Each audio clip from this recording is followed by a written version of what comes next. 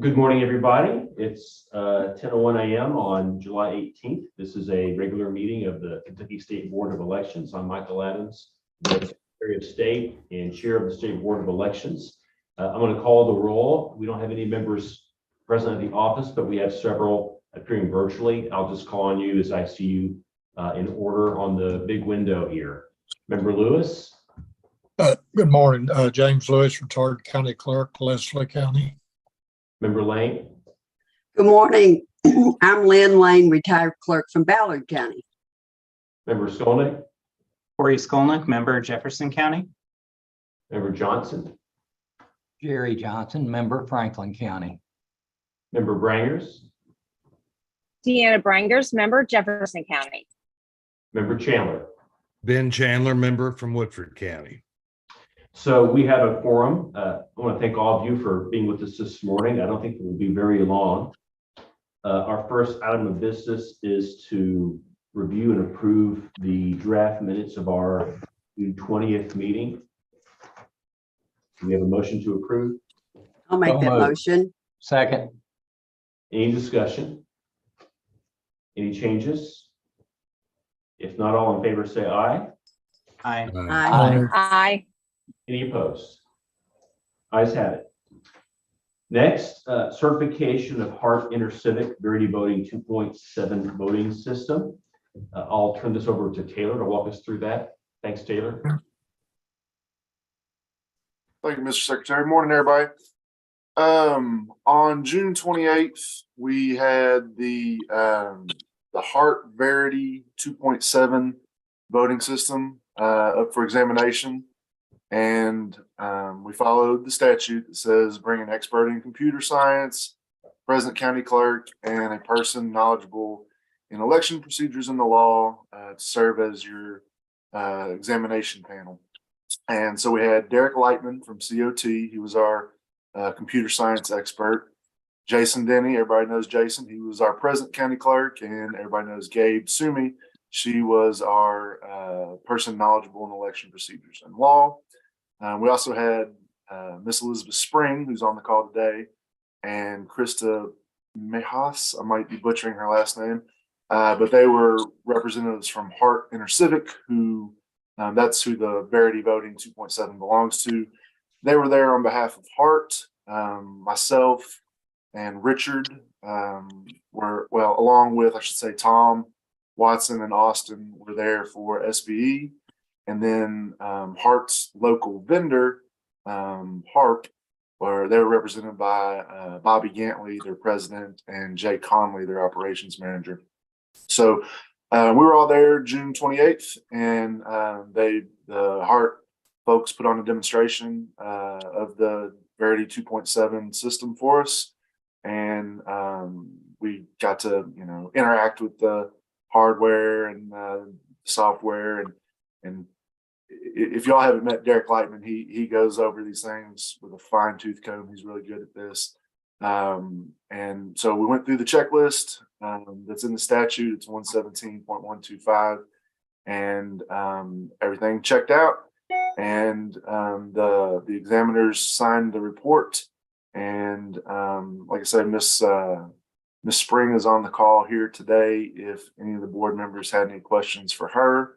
But yeah, the 2.7 passed, and I think it was nice to have everything there to be able to, like I say, lay hands on it and kind of get into it and look under the hood, so to speak. So we checked the tech, and it checked out.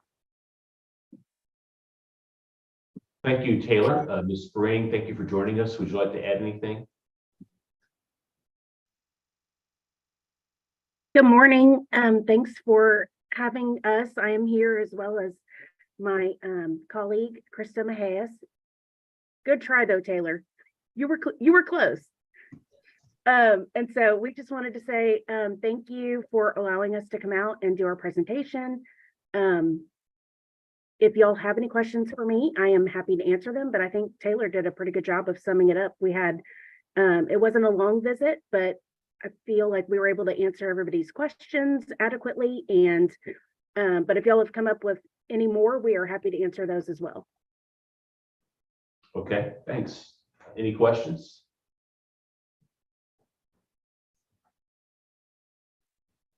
I move approval of the certification of the When- Hart Civic Verity Voting 2.7, if that's appropriate. Can I quickly, before we take a second, Taylor, we need to vote to approve. Do we also need to accept the report? You don't have to, but that'd be great. I mean, the statute just asked for the three person panel that I mentioned. But yeah, let's cross all the T's and dot all the I's. Let's do that.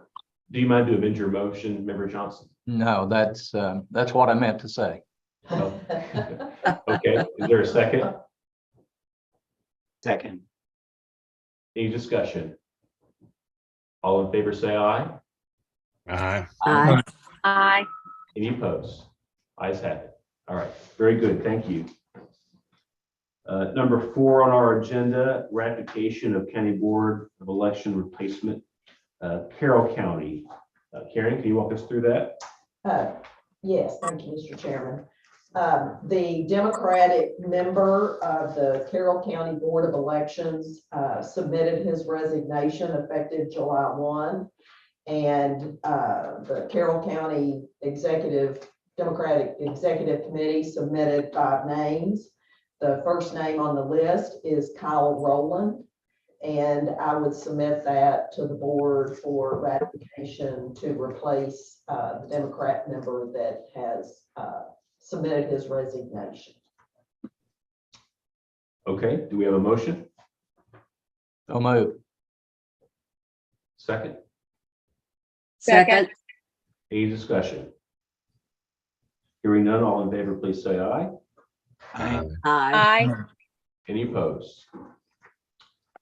Okay, do we have Rachel Pointer with us today? Oh, virtually, Yes, there she yes, is. Hey yes. there, Rachel, welcome.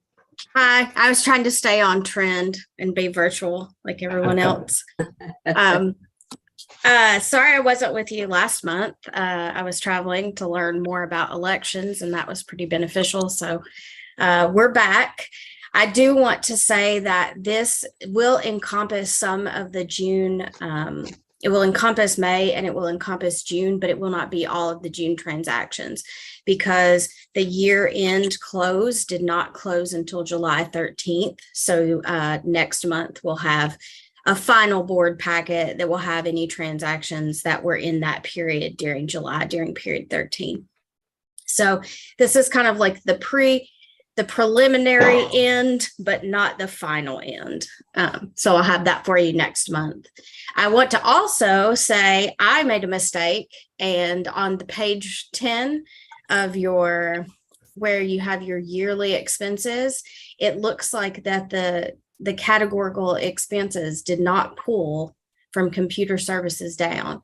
So those are blank, but they are included on page 11 in the individual transactions. So I will also get that fixed for you when I give you your final board packet.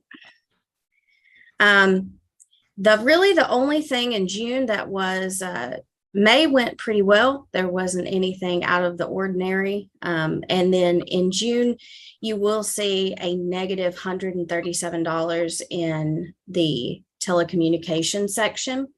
That is because we moved some of we started moving expenses at the end of the year to the most applicable places. And those are some MiFi charges that we moved to another internal project. So that's why that is negative.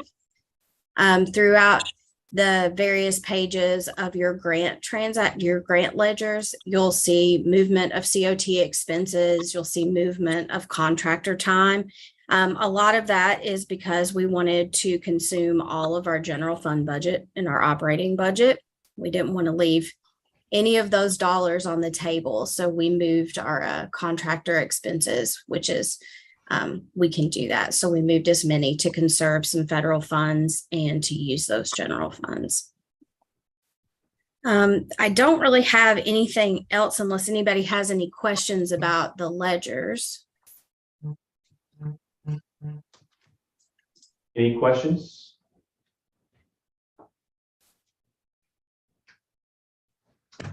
Okay, hearing none. Do we Okay. have a motion to approve the reports? I'll make that motion. Second. Moved and seconded. Any discussion? Hearing none, all in favor, say aye. Aye. Aye. Any opposed? Aye. Ayes have it. Thank you, Rachel. Oh, I just had the allotments for FY24 that I was going to share with the board, please do. if that's okay, sir. Yeah. Okay, on page 21, I just gave you a very high level view of how the FY24 budget has been allotted in House Bill 1. So the agency has the $8,378,300 to spend over the entirety of the agency. But then there on the second line, general admin and support, which is our operating budget, which includes all of our operating expenses and our personnel expenses, we have $2,137,500 to spend on that. The restricted funds are classified as for us for any revenue that is brought in when we sell voter registration data, or if there's any certification payments that are made, it goes into that fund. That $50,000 is our spending limit. We have more cash than that, but that's our spending limit, but we have designated that to go towards list maintenance. So we do use that towards list maintenance. The state share of county election expenses, that is KRS 117345. It is only paid for those precinct reimbursements and nothing else can come out of that. State share of voters registration is KRS 116.145 and KRS 117.343. Those are the only things that can be spent out of that. They can't be used elsewhere. Those are for personnel reimbursement expenses and for newly registered voters. The election fund is there. That is our federal fund. So any of our federal fund expenditures, regardless of which grant they come for, fall into that $1,829,800 bucket. And then our general fund has been designated for the e-poll book project. So any of those expenses will go there. The restricted fund is for state match. We have whittled away our state match funds and made up some ground in that department. So that's why our total allotment is a little lower, because you have to have the cash to have it. And as we've used the cash, we don't have it anymore. So we decreased that a little bit. But does anybody have any questions of where our money has been allotted for FY24?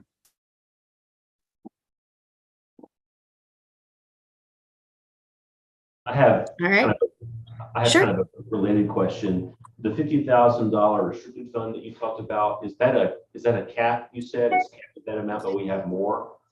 Yeah, you have. So the restricted funds work in that you can bring in as much cash as you can, but your spending authority is capped. So $50,000 is our spending authority. If we were to need more than that, then we would have to go in during session and ask for an appropriation increase of restricted funds.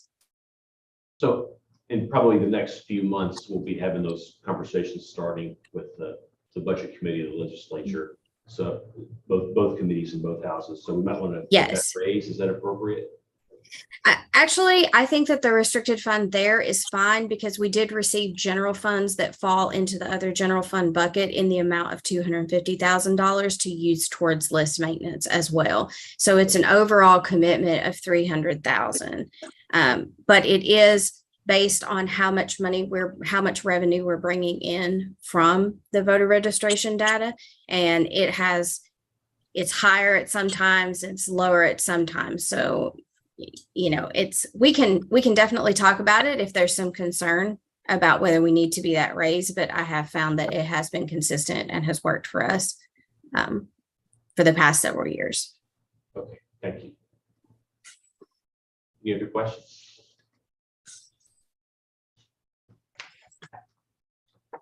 Okay. If not, thanks a lot, Rachel, and we'll move on to our next item. I think that is number 6, KCCA. We have Stephanie Schumacher, who's the president of the clerks with us this morning. Hi, Stephanie. Good morning, Secretary Adams and members of the board.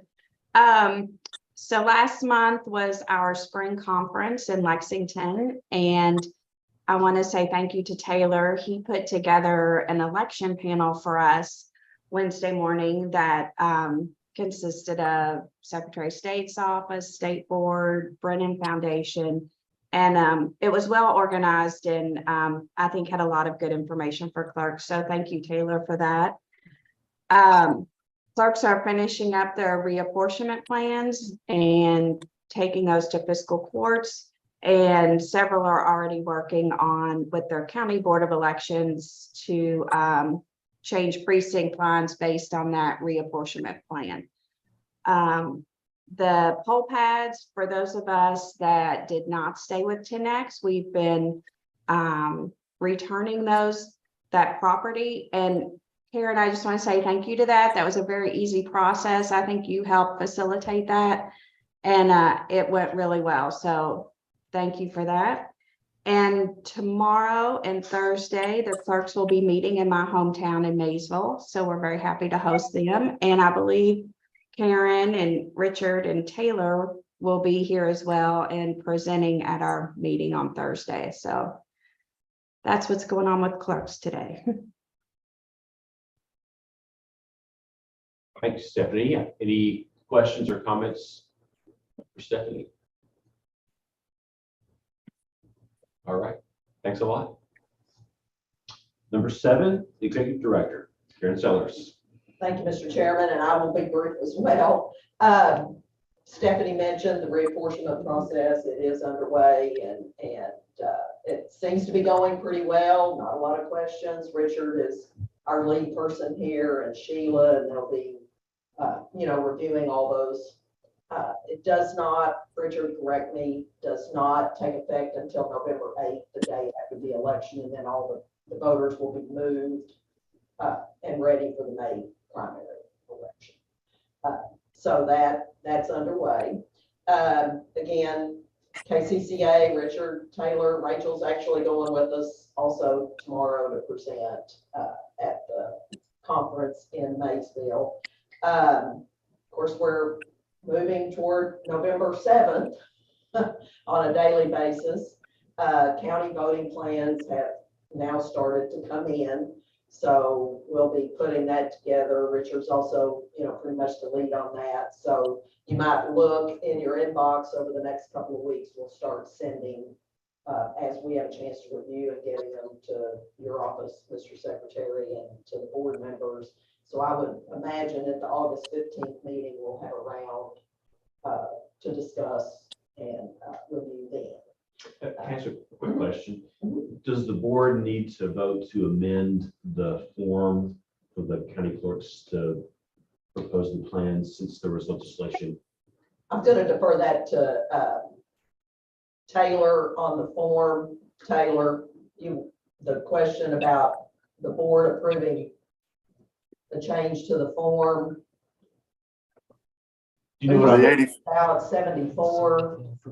Yeah, so Yes. House Bill 302 requires specificity as to the parking availability. It's not that they can't tell us about that in the form if they want to add it in there, but we might want to amend the form to prompt them to address that. we can do that, yeah. We were kind of playing around with it yesterday, making it fillable. So yeah, I can look. It's pretty jam-packed, but I can look to see if we can make a separate space for that outside just the other narrative parts. But that would be, something that might be advantageous because just having it there so people don't forget would probably be helpful. And I'll see if we can't squeeze that in there, and I'll bring that back. Okay, thanks. And check off that, yes, we've done the parking review for the county boards. But so your question was, does the board need to approve that addition to the form, Taylor? I think we do, but if we don't, I'm happy to not have to complicate. Yeah, like I say, I mean, you were with me with the form yesterday, Karen. You know how packed it is. So I don't know if we're actually going to be able to fit it on there or not till I start messing with it. So it might be that for this one, we just, tomorrow and as we get closer to the 9th, to just remind them this time that they need to put it on there and then totally redo the form. And yeah, if we totally redo the form, then we'll bring that up before the board. But like, I just don't know if there's room for another field on it right now, given how much information is on that form as it is. Well, and we could also ask them to do it as a narrative piece, because many of them will do it.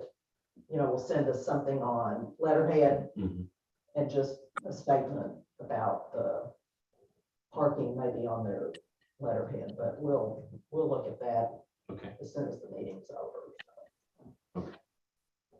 And then I was gonna just tack on what Stephanie said about the return of the state,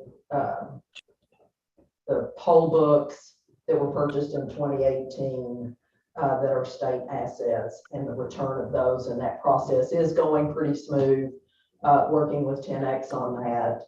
And I appreciate that Stephanie has also been helpful in getting the clerks to remind them, let's get them shipped back and get that process taken care of. So hopefully by August, September, that process will be complete. I can report that back to the board. Do we have a hard deadline with 10X of when that's to be done? Well, we have a hard deadline. We renewed the contract for 90 days. And we're looking at, they're giving me updates as they're getting them in. And if we don't meet that 90-day deadline, we do have an option just to extend it, say another 30 days or 60 days till we can make sure. But they've been pretty good. I think they've gotten half back, which is, pretty good. So, but hopefully in August, I'll have another update and it'll either be complete or we'll be needing to extend for a short period, but the process is going smoothly. Great. Okay. So, and I believe that's all I have. Okay. Unless anyone has any Any questions or comments or concerns for Karen? If I could, I'd like to go back to number 6 for just a second, because I thought of a question for Stephanie. Stephanie, when I was at the clerks conference in June, I had several clerks come up to me, and I've had several contact me since then with concerns about open records requests. Correct. Could you just kind of quickly walk us through what you all are getting right now? Has it dropped off? Is it still going?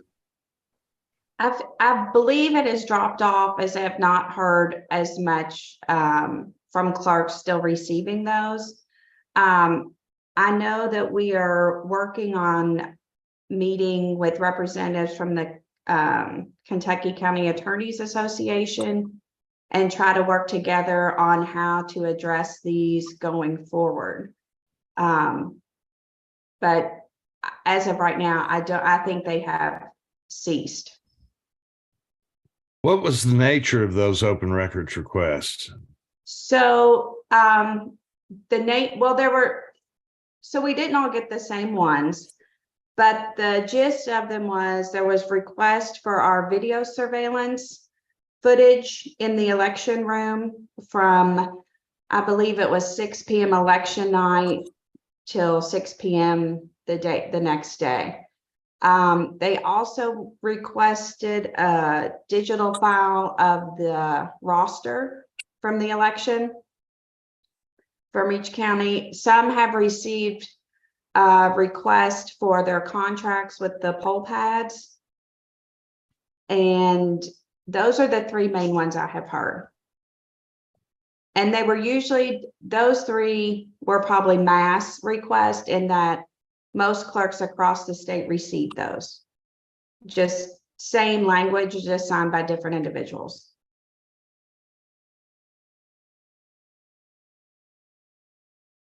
Well, thank you for updating us. I think there was a lot of concern maybe a month or so ago, and I think it's going to maybe a little dark for the summer. I hope it doesn't materialize again in the fall and create a burden for you all.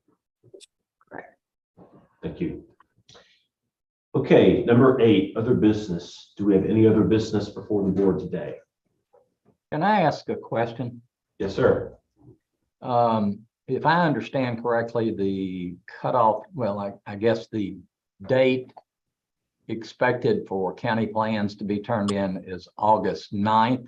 Is that correct? Yes. Do we, and I've mentioned this a couple of times before, but do we plan on having a schedule for the review process so that since it's different this time, we will be reviewing and then they'll go on to the Secretary of State for his review and then back to us for counter review, I guess, and then back to the clerks. And I just worry about the timeliness of that review to get back to clerks so they, know what they're facing and what they have to deal with. Has there been any conversation internally about what that might look like? Member Johnson, I remember you raised this issue a few months ago and suggested maybe some sort of regulation to lay out some formal process. I don't think we did that. So right now it's pretty unstructured. Karen and Taylor, have y'all given any thought to whether that is a good idea in terms of having it in regulation and law? Or do you think that we should just provide dates in an informal way and just say these are the dates? A timeline. Yeah. Create a timeline. I think we talked some about this, Richard and Taylor. I'll let Taylor weigh in as well, but I think we thought rather than an administrative reg, a timeline of similar to what we did. We get the plans to you, we know a meeting, and we may have to have a special meeting, later in August versus September if we're, running a little bit short of time. And I realize the process, and correct me if I'm wrong, we'll all look at them.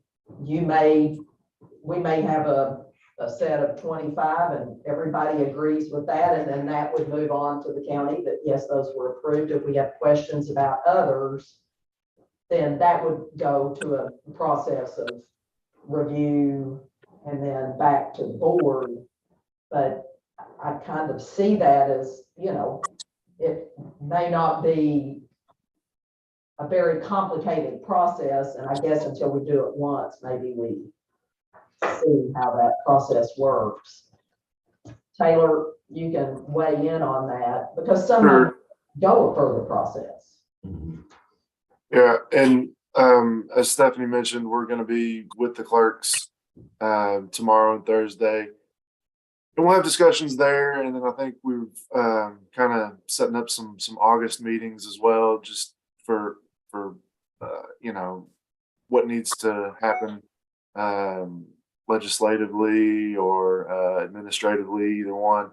And that's on, I think, it's on my agenda for things to talk about because, I think it was even this board where we talked about maybe 90 days is not enough and looking back to maybe, 100 days, 115, something like that. So just given that there are 120 county clerks, I think their input is very important in this. And that's, like I say, it's something we plan on tackling with them as we move forward. I think there are a couple of things that we meaning all of us, could probably improve that would smooth it up quite a bit. I think one would be for all the counties to respond by the deadline. Historically, they've not.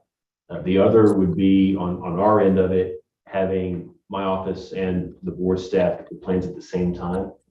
Because what's occurred previously is the board staff get them, they need time to do their job and review, and then they turn them over to our office, and then we need time to review.